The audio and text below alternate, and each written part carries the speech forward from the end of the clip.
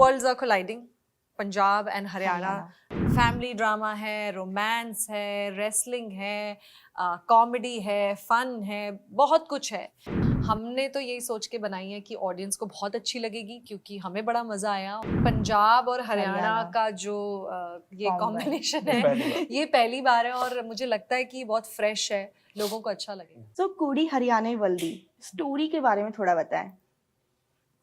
तो मैं चाहूंगी कि आप फिल्म देखें फिर जाने, लेकिन two worlds are colliding, Punjab and Haryana. So family drama है, रोमांस है, रेसलिंग है, कॉमेडी है, फन है, बहुत कुछ है।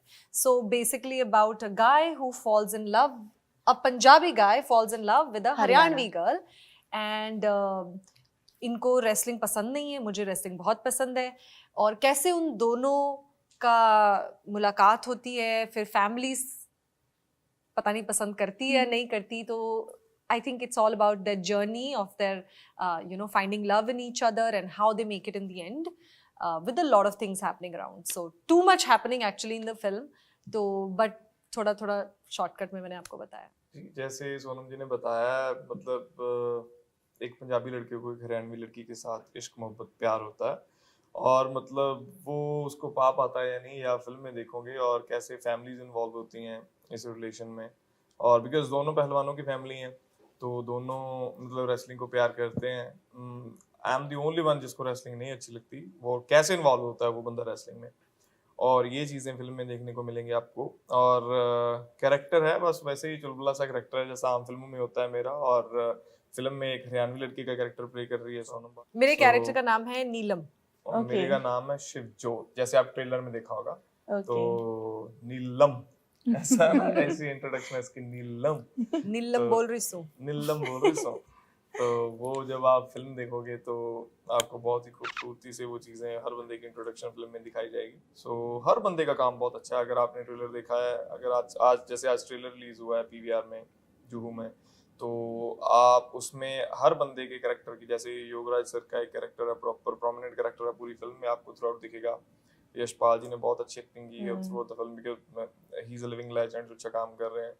अजय सर, हरदीप गिल, तो मतलब हर बंदा फिल्म में जो है उसने अपना 100% दिया है। जब आप मूवी देखोगे तो आपको हम पे प्राउड फील होगा कि आपने एक रीजनल सिनेमा में से एक अच्छी, बहुत ही अच्छी फिल्म बनाई। नीलम जो है वो बेसिकली उसको रेसलिंग से बहुत प्यार है। उसके फादर, उसके भाई, वो खुद भी at one point रेसलिंग करना चाहती है बट किसी कारण से वो नहीं कर पाती है। That you'll find out in the film. So she loves wrestling, she loves this world of wrestling and her language, her culture. She's very proud of that and she never thought that she's going to fall in love with the Punjabi guy. And what happens, she finds so many things in her life, in herself, that she gets to know once she falls in love with this guy. So yeah, she's a girl who loves her family, who loves wrestling, who loves her Haryanvi world, and when her world collides with the Punjabi boy, her life takes a very interesting turn, and that she'll find. तो मुझे लगता है कि एक team के लिए ना बहुत ज़रूरी होता है कि आप जो बना रहे हैं पहले तो आपको बहुत अच्छा लगे। आप सिर्फ इस रीज़न से नहीं बनाए कि ये बिजनेस करेगी, आप इसलिए बनाए बिकॉज आपको उस कॉन्सेप्ट में फेथ है, उस कहानी में फेथ है और आपको मज़ा आया। तो फिर वो एक्टर्स को भी परफॉर्म करके मज़ा आता है, डायरेक्टर को शूट करके मज़ा आता है। So I think we all got together with just for this reason that we all really loved this combination, that it's an intercultural romance and a movie. And we actually thought that if all of us are liking it, not just liking, loving it, we hope that even audiences will also really love it. So हमने तो यही सोच के बनाई है कि audience को बहुत अच्छी लगेगी क्योंकि हमें बड़ा मज़ा आया। और क्यों नहीं, कुछ डिफरेंट है। मुझे लगता है कि पंजाबी फिल्म में पंजाबी कहानी तो होती है, पंजाबी फैमिली के बारे में दिखाया जाता है, बट पंजाब और हरियाणा का जो ये कॉम्बिनेशन है ये पहली बार है और मुझे लगता है कि बहुत फ्रेश है, लोगों को अच्छा लगेगा। बहुत ही अच्छा जी। तो बिकॉज हम 6 महीने बाद हम दोबारा फिर आएंगे, आप फिर बोलोगे आप एक साथ फिर इकट्ठे काम कर रहे हैं, बिकॉज हमारी एक और मूवी आ रही है 26 और 27 सितंबर को, निक्का जैलदार, हमारी एक फ्रेंचाइज है, उसकी चौथी फिल्म है। काम करके हमें बहुत अच्छा लगता है। काम तुम पता नहीं करते हैं कि नहीं करते, हम बातें बहुत करते हैं सारा दिन, हम शुक्ल मेला बहुत लगाते हैं जी। तो हम बहुत अच्छे दोस्त हैं, टचवुड बाबा सुख रखे आगे भी रहें। तो बहुत अच्छा लगता है जी सोनम जी के साथ काम करना। स्टिल हमने हम लोग को बहुत फिल्में करी हैं, तो 3 तो निक्का जैलदार हो गई, उसके बाद मुकलावा हो गई, गुड्डियां पटोले चलो हमने प्रोड्यूस की थी, आई वाज देयर। शेर बग्गा तो वो शेर बग्गा एक फिल्म की हमने, कितनी हो गई मुकलावा की टोटल हमारी और फिल्में? 7-8 तो हो गई हैं, ओह 8 7-8 तो हैं ही। films we've done. तो मतलब ये 4-5 साल में हुई हैं, 5 साल में ऑलमोस्ट 5 साल के टाइम पीरियड में, 2016-17 से लेके मतलब 24 हो गया, 7-8 साल हो गए। तो आगे आने वाले टाइम में भी होंगी ऑलमोस्ट नहीं, इस साल 2 हैं, 2 ऑलमोस्ट एक आध तो पक्की नेक्स्ट ईयर भी पक्का होगी। तो हम एक दूसरे को बहुत प्यार करते हैं। Very That's why nice. we're doing this. तो मतलब एमी से अगर पूछे ये कि सोनम के बारे में अगर कुछ कॉम्प्लीमेंट देना चाहेंगे as being an actor and human being, तो आप क्या बोलेंगे, बताइए।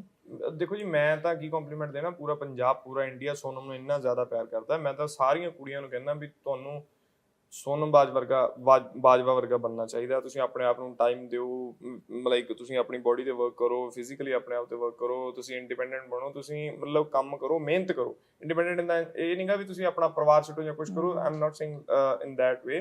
ਮੈਂ ਕਹਿੰਦਾ ਵੀ ਤੁਸੀਂ ਆਪਣੇ ਪੈਰਾਂ ਤੇ ਆਪ ਖੜੇ ਹੋਵੋ, ਮਿਹਨਤ ਇੰਨੀ ਕਰੋ ਵੀ ਤੁਹਾਨੂੰ ਮਤਲਬ ਪਿੱਛੇ ਮੁੜ ਕੇ ਨਾ ਦੇਖਣਾ ਪਵੇ, ਨਾ ਤੁਹਾਡੀ ਫੈਮਿਲੀ ਵੱਲ ਨੂੰ ਜਾਂ ਤੁਹਾਡੇ ਜੇ ਤੁਸੀਂ ਵਿਆਹ ਕਰਵਾ ਲਿਆ ਵੀ ਨਾ ਤੁਹਾਨੂੰ ਤੁਹਾਡੇ ਇਨ-ਲॉज ਵੱਲ ਜਾਂ ਤੁਹਾਡੇ ਹਸਬੈਂਡ ਵੱਲ, ਤੁਸੀਂ ਇੰਨੀ ਆਪਣੇ ਆਪ ਤੇ ਮਿਹਨਤ ਕਰੋ ਵੀ ਤੁਸੀਂ ਆਪਣਾ ਪਰਿਵਾਰ ਪਾਲ ਸਕੋ ਬੇਸਿਕਲੀ। ਸੋ ਸੋਨਮ ਨੇ ਬਹੁਤ ਜ਼ਿਆਦਾ ਮਿਹਨਤ ਕੀਤੀ ਹੈ, ਲਿਟਰਲੀ ਲਾਈਕ ਹੁਣ ਵੀ ਬਹੁਤ ਜ਼ਿਆਦਾ ਮਿਹਨਤ ਕਰਦੀ ਹੈ ਆਪਣੇ ਆਪ ਤੇ, ਆਪਣੇ ਕੰਮ ਨੂੰ ਲੈ ਕੇ। ਤੇ ਪੂਰੀ ਪੰਜਾਬੀ ਇੰਡਸਟਰੀ ਦੀਆਂ ਜਾਂ ਮਤਲਬ ਜਿਹੜੀਆਂ ਕੁੜੀਆਂ ਇਸ ਲਾਈਨ ਦੇ ਵਿੱਚ ਆਉਣਾ ਚਾਹੁੰਦੀਆਂ, ਉਹ ਇੰਨਾ ਜ਼ਿਆਦਾ ਮਤਲਬ ਸੋਨਮ ਤੋਂ ਮੋਟੀਵੇਟ ਹੁੰਦੀਆਂ ਨੇ, ਤੋਂ ਇਨਫਲੂਐਂਸ ਹੁੰਦੀਆਂ। सो सच्ची बहुत लोगों को ये मतलब चंगे राय पा रही है सोनम। देखिए, एक्टर तो मैंने बहुत बार पहले भी बोला है कि एमी को शायद खुद भी नहीं पता है कि वो कितने अच्छे एक्टर हैं। मुझे लगता है एमी को लगता है कि हाँ वो अच्छा काम करता है, but I don't think that he truly knows how blessed he is as an actor, क्योंकि वो कभी कभी सीन करते हैं, उनको लगता है हाँ ठीक है मैंने किया है, मज़ा आया करके, अच्छा है। But when as an audience or as an actor you're watching it, you are just thinking that how did he do that so effortlessly. So I Right. love that about him, that you know he's a very effortless actor. और उनको कोई भी genre आप दो, comedy दो, intense दो, वो करते हैं। और ये जो वर्सटैलिटी होती है बहुत कम एक्टर्स में होती है। So I think that's really good about him. And as a human being, one of the best qualities he has is that he is very kind, not just towards his very close circle, but he's a very kind person. Like he would always want to help others, he would always think good about others, so that's a very good quality to see in a person. तो सोनम, आपने हरियाणवी पहली बार बोली है ना movie में, जी, so tough था, challenging रहा आपके लिए? बहुत टफ था, बहुत ज़्यादा टफ था। ओके। इतना टफ था कि मैं क्या ही बताऊँ आपको।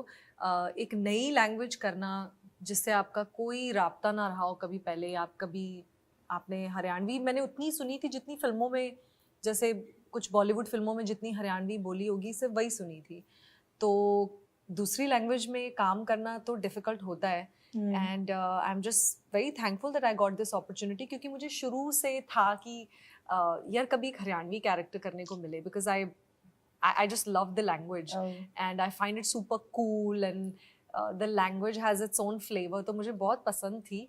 बट ये नहीं पता था कि एक पंजाबी फिल्म में हरियाणवी बोलने का मौका मिलेगा, हरियाणवी लड़की का कैरेक्टर करने का मौका मिलेगा। So I had a lot of fun, but also at the same time it was very challenging, and I took a lot of pressure on myself because I didn't want to disappoint Haryanvi fans और Haryanvi audience. को अगर कोई भूल चुक होगी तो please माफ कर देना। बहुत लेकिन थोड़ी सी कोशिश करी अपनी। मतलब मैं मेडिकल कर रहा था, तो I was studying, I was in basically जब मेरा पहला गाना आया था, so I was doing BSc biotechnology, so I did my graduation in medical field.